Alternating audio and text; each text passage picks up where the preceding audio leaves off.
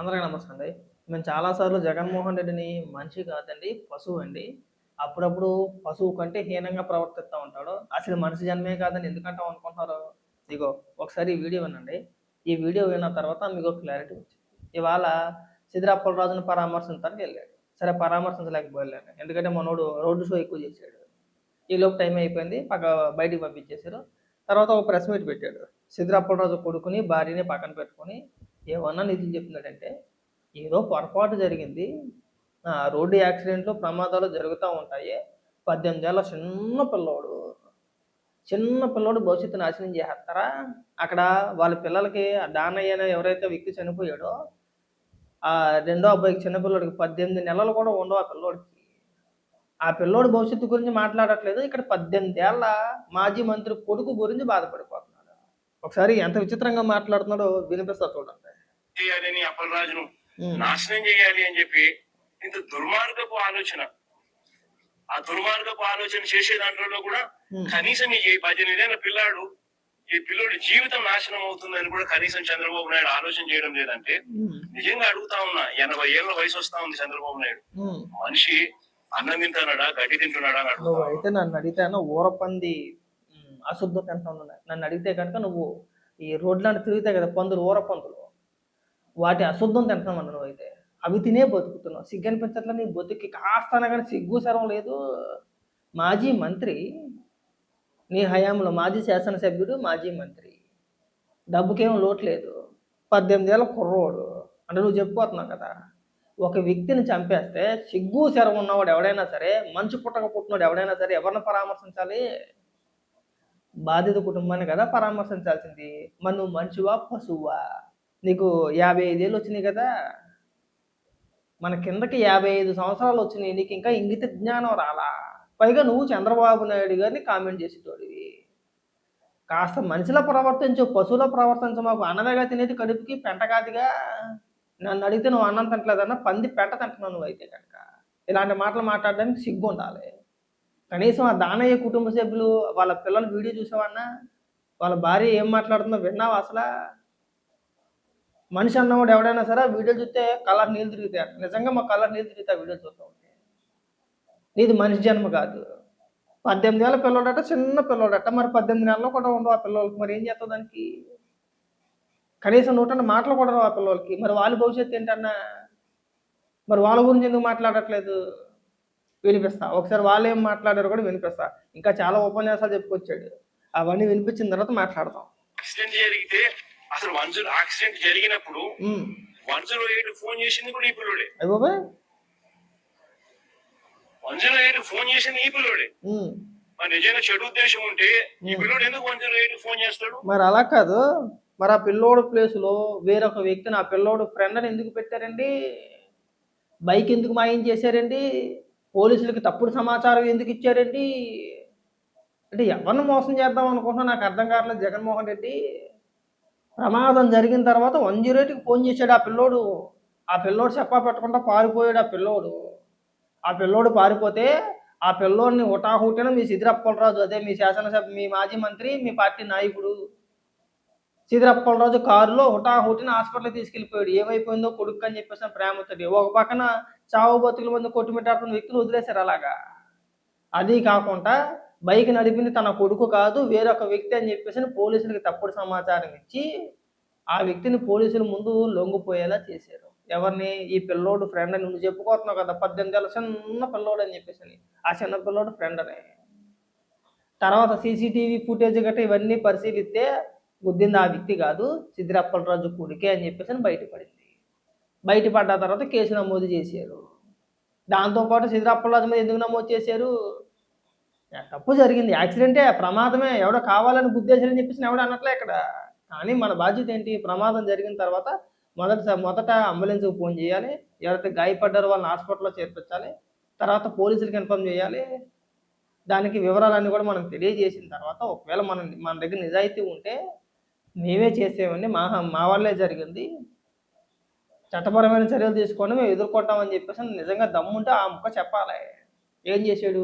కొడుకుని తప్పించే ప్రయత్నం చేశాడు. పోలీసులకి తప్పుడు సమాచారం అందించాడు. కేసుని తారుమారు చేసే ప్రయత్నాలు చేశారు. ఇన్ని చేస్తే కేసులు కట్టరా? పైగా 18 ఏళ్ల పిల్లోడి జీవితం గురించి మాట్లాడుతున్నావు కానీ ఆ దానయ్య పిల్లల గురించి మాట్లాడకపోతున్నావు నువ్వు. వాళ్ళ వీడియో కూడా చూపిస్తాను, కంగారు పడు, మాకు వీడియో లాస్ట్లో చూపిస్తా.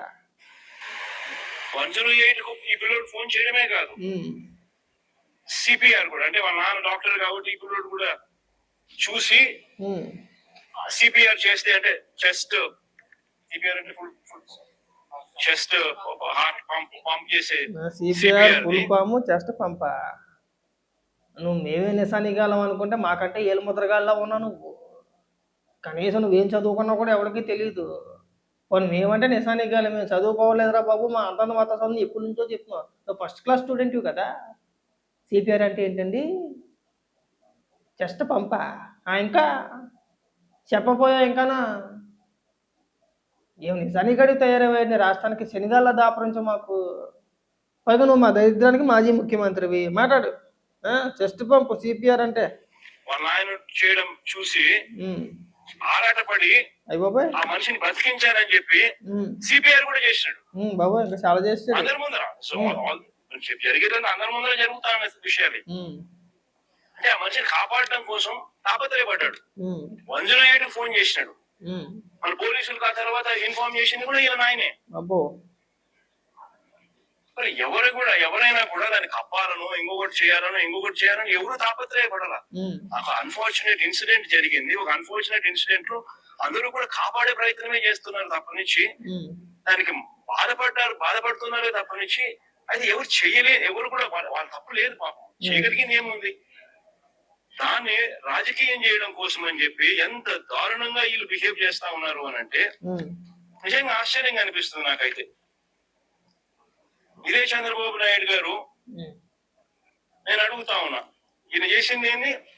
యాక్సిడెంట్ లో మరణించిన ఆ వ్యక్తి, యాక్సిడెంట్ లో గొర్రెలు కాపరి మరణిస్తే దాన్ని రాజకీయం చేసేందుకు చంద్రబాబు నాయుడు ఏం చేసినాడు?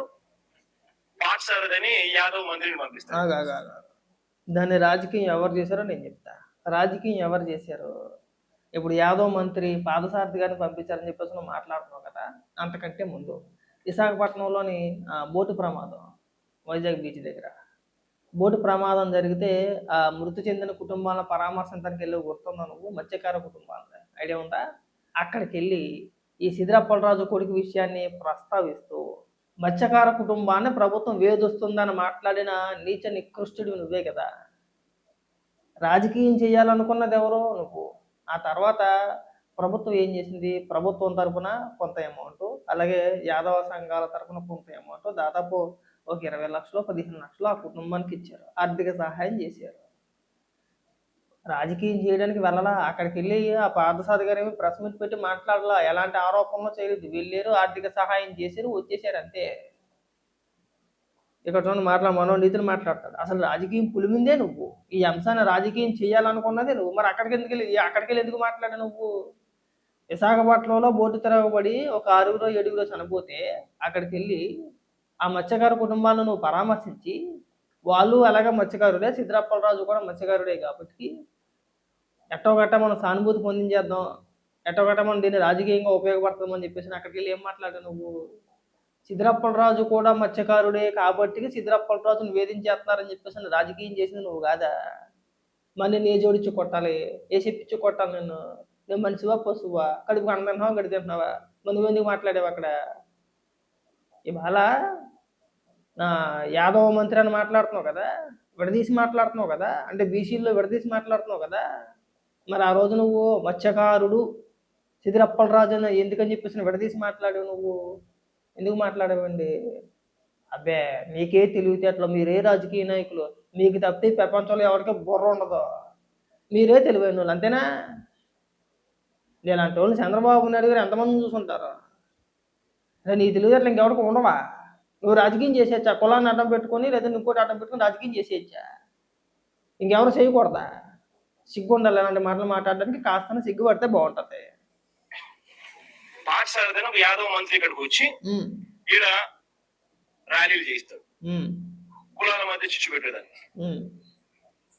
ధర్మమేనా ఇది?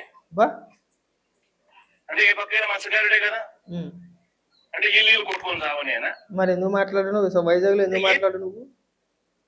వైజాగ్ లో చనిపోయిన వ్యక్తి కూడా బీసీఏ కదా. చనిపోయిన వ్యక్తి కూడా బీసీఏ, గుద్దిన వ్యక్తి బీసీఏ.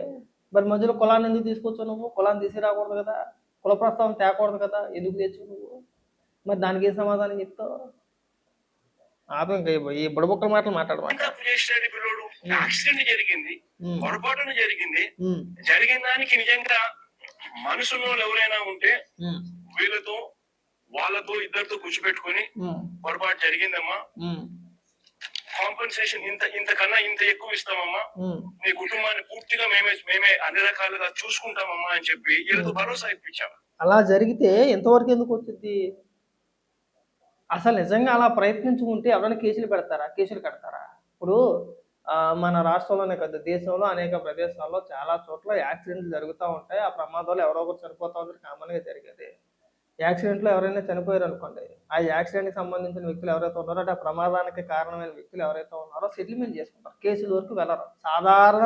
సాధారణంగా జరిగేది ఇది ఎక్కడో జరగట్లేదు, జరగదు, ఇలా జరగకూడదు, ఇది చట్ట వ్యతిరేకం, చట్టపరంగా అని నేను మాట్లాడేది. ఇది ఎక్కడైనా జరిగేది, ప్రతి రాష్ట్రంలోనూ జరిగేది. తెలంగాణ అయినా ఆంధ్రప్రదేశ్ అయినా సరే, ఏదైనా ప్రమాదం జరిగి ఆ ప్రమాదంలో ఎవరైనా చనిపోతే ఆ గుద్దిన వ్యక్తి ఎవరైతే ఉన్నారో వాళ్ళు ఈ కుటుంబ సభ్యులు, బాధిత కుటుంబ సభ్యులు కూర్చొని సెటిల్మెంట్ చేసుకుంటారు. సాధారణంగా జరిగేది.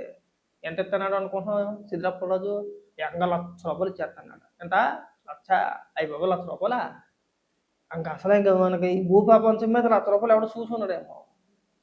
ఇంకా భార్య, ఆయన తల్లి, వాళ్ళిద్దరు పిల్లలు ఆ ₹1,00,000 చేతితో పట్టుకుని ఇంకా అలా జీవితాంతం బతికేస్తారు అనుకుంటున్నారా? సిగ్గుండ అవసరం లేదు మీ బతికి. ₹1,00,000 కడతాడా ప్రాణానికి? పోయిన ప్రాణం విలువ ₹1,00,000. ₹1,00,000 ఇచ్చి ఏమన్నాడు అనుకుంటున్నావు? వాళ్ళ కోడలు ఎవరైతే దానయ్య భార్య ఉందో ఆవిడ్ని సీతారామరాజు ఇంట్లో పని మనిషి కింద ఉండమన్నాడట. మరి మిమ్మల్ని వేసి పిచ్చి కొట్టాలి. ఆయన ఆడు ఈడు రాజీ చేయడం ఏంటి? సీతారామరాజు ఏమైనా చిన్నపిల్లోడా? మాజీ మంత్రి కదా, మాజీ శాసనసభ్యుడు కదా, ఇంక మధ్యలో ఎవడో పెద్ద మనిషి ఎందుకు? ఎవడో పెద్ద మనిషి ఎందుకండి? ఎవడో ఎందుకు రాజీ చేయాలి? చిన్నోడు కాదు, లేదంటే ఇంకో రకమైన ఇప్పుడు వచ్చి రాజీ కుదుర్చుకుంటాం, కుటుంబానికి ఆర్థికంగా అండగా నిలబడతామని చెప్పేసి అంటే ఎవడు మాత్రం రాజకీయం చేస్తాడండి? ఎవడు మాత్రం వద్దంటాడండి? మరి నీకు ఆ మాత్రం బుద్ధి జ్ఞానం లేదా? ఎవడన్నా వద్దంటాడా? కొన్ని తెలుగుదేశం పార్టీ నాయకులు అనుకోవచ్చు, ఇంకొకటి అనుకోవచ్చు, ఇంకోటి అనుకోవచ్చు. సీతారామరాజు వచ్చి ఆ బాధిత కుటుంబానికి నేను అండగా నిలబడతాను, ఓ 10 లక్షలు 15 లక్షలు ఆ కుటుంబానికి ఇస్తాను, నేను పిల్లల పేరు డిపాజిట్ చేస్తాను, వాళ్ళ కుటుంబానికి అండగా ఉంటాను, ఏ సమస్య వచ్చినా సరే నేను చూసుకుంటానంటే ఇటు పక్క నుంచి మనిషి అన్నవాడు ఎవడైనా సరే వద్దంటాడా? అందులో ఎవడైనా రాజకీయం చేయాలనే ప్రయత్నాలు చేస్తారు, ఎవడు చేయడు కదా. మరి మీరు చేసింది ఏంటి? ఏకంగా ₹1,00,000 ఇచ్చేస్తానంటే ఎంత? 1,00,000. ఇవాళ వచ్చి నువ్వు నీతి కోరులు చెప్తున్నావు మాకు. మాట్లాడు ఇంకా. ఏంటి దాని పుణ్యం ఇస్తున్నారండి? పుణ్యానికి ఇస్తున్నారా? మాకు అర్థం కావట్లా. పాపం నిజంగా అప్పలరాజు కూడా ఆ పని చేస్తాను కూడా ముందుకు వచ్చాడు. పాపం అప్పలరాజు ఏంటి, అసలు తప్పు చేసిందే అప్పలరాజు. కొడుకుని బయటకు వేసుకోవడానికి, ఆ కేసు నుంచి కొడుకుని తప్పించడానికి సాక్ష్యాధారాలు తారుమారు చేసే ప్రయత్నాలు చేసిందే అప్పలరాజు. మరి అప్పలరాజు మీద కేసులు కట్టుకుంటే ఎలా ఉంటారండి? ఉండవసరలా, కనీసం బుద్ధి జ్ఞానం ఉండవసరలా నీకైనా సరే. మాట్లాడు. ఉద్దేశంతో మంచి మనసుతోని వీళ్ళు ఏం చేస్తా ఉన్నారు, దీన్ని రాజకీయం చేసి చెడగొట్టి వాళ్ళకి జరిగే మంచి కూడా జరగకోకుండా ఒకవేళ రాజకీయంగా నిజంగా నా దానయ్య కుటుంబ సభ్యులకి ఏదైనా మంచి జరగాలి అనే ఉద్దేశం మీకు ఉంటే, నీకు నిజంగా మంచి అయి ఉంటే, నువ్వు నీకు సిగ్గు శరం ఏమైనా ఉంటే ఎవరిని పరామర్శించావు? నువ్వు బాధిత కుటుంబాన్ని పరామర్శిస్తావా? లేదంటే చంపేసిన అంటే వ్యక్తి చావడానికి గల కారణమైన కుటుంబాన్ని పరామర్శిస్తావా? ఎవరిని పరామర్శిస్తారు? మనిషి అన్నవాడు ఎవడైనా సరే బాధిత కుటుంబాన్ని పరామర్శిస్తారు, నువ్వు అయినా సరే. పోనీ సరేలా ఎన్ని పక్కన పెట్టావయ్యా? సీతారామరాజు లేదంటే లోకల్లో ఇంకొకరు ఏదో రాజకీయం చేశారు, ఏదో జరిగింది అనుకున్నాం కాసేపు. మరి నీ బుద్ధి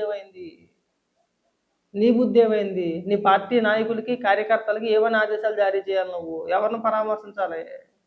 మీ పార్టీ నాయకులు పంపించలేవా? ఆ ధర్మాన ప్రసాద్ కావచ్చు, ఇంకొకరు కావచ్చు, ఏ జిల్లాలో ఏళ్ల తరబడి తలపండిపోయిన నాయకులందరూ నీ పార్టీలో ఉన్నారు కదా, మరి ఎందుకు పంపించలేకపోయావు? మీ పార్టీ తరఫున ఒక స్టాండ్ తీసుకొని మీ నాయకులు పంపించి, ఇదిగో సీతారామరాజు చేశాడు, నేను తప్పును ఒప్పుకుంటున్నాం, మా పార్టీ తరఫు నుంచి ఆ బాధిత కుటుంబానికి మేము ఇంత ఆర్థిక సహాయం చేయాలనుకుంటున్నాం అని ఎందుకు అనలేకపోయారు మీరు? ఎందుకనలేదు సార్ మీరు? అందరూ సహాయం చేశారు కదా! ఆ బాధిత కుటుంబానికి తెలుగుదేశం పార్టీ సపోర్ట్ చేసింది. ఆర్థిక సహాయం చేశారు. యాదవ సంఘాలు ఆర్థిక సహాయం చేశారు. సామాన్యులు కూడా ఆర్థిక సహాయం చేశారు కదా ఆ కుటుంబానికి. మరి మీకేం పోయే కాలం అండి? మీ దగ్గర డబ్బులు లేవా? డబ్బులు కొరవా? ఎందుకు సహాయం చేయలేదు? పైగా ఇక్కడికొచ్చి వాళ్ళకి జరిగే మంచి కూడా జరగనివ్వట్లేదంట. అసలు మీరేం ప్రయత్నం చేశారు? వాళ్ళకి ఏ విధంగా మంచి చేయాలనుకున్నారో చెప్పించండి వాళ్ళ చేత. ఇంకా అయిపోలేదు వినిపిస్తా. వాళ్ళ కుటుంబ సభ్యులు వీడియో కూడా వినిపిస్తా. కొంతమంది వినిపించిన తర్వాత ఒక యాదవ్ మంత్రిని ఇంటికి పంపించి హ్మ్. ఒక యాదవ్ను అప్పలరాజు అంటే ఓ మస్కారుడు ఈ పిల్లోడు హ్మ్. 18 ఏళ్ళ పిల్లోడు కుట్ర చేశాడంట, హత్య చేశాడంట హ్మ్. అని ర్యాలీలు.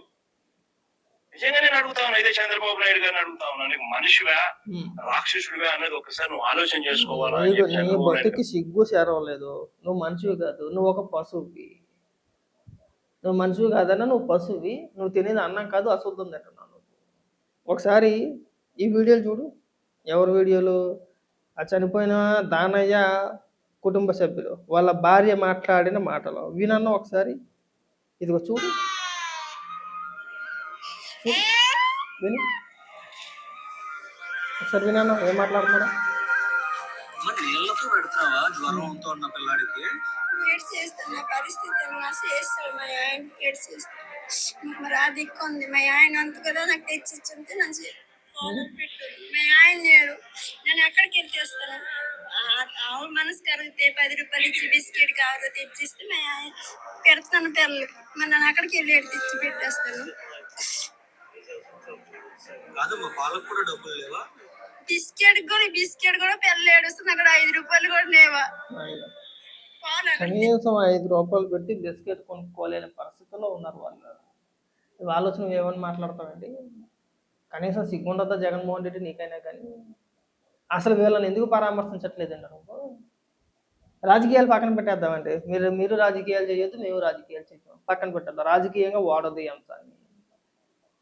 నువ్వు పెద్ద మనిషి చేసుకొని కనీసం నువ్వు మేము రాజకీయాలు చేయమండి, మేము బాధిత కుటుంబం పక్షాన మేము నిలబడతాం, బాధిత కుటుంబానికి మేము ఆర్థిక సహాయం చేస్తామని చెప్పేసి ఇవాళ నువ్వు పని కట్టుకొని పొద్దున్నుంచి వాళ్ళు ఇప్పుడు వరకు కూడా విశాఖపట్నంలో దిగి అక్కడి నుంచి పెద్ద రోడ్డు షో చేసుకుంటా జన సమీకరణ చేసి జిందాబాదులు కొట్టించుకొని ఇంత హంగామా చేసే బదులు నువ్వు డైరెక్ట్గా ఆ బాధిత కుటుంబం దగ్గరికి వెళ్ళి వాళ్ళకి ఎంతో కొంత వాళ్ళ చేతిలో ఎంతో కొంత డబ్బులు పెట్టి ఆర్థిక సహాయం చేసి మీకు మేము అండగా నిలబడతామండి, ఈ ఇష్యూని ఇక్కడితో రాజకీయం చేయమాకండి, ఇక్కడితో వదిలేనంటే ఎంత బ్రహ్మాండంగా ఉండేది, ఎంత బాగుండేదండి.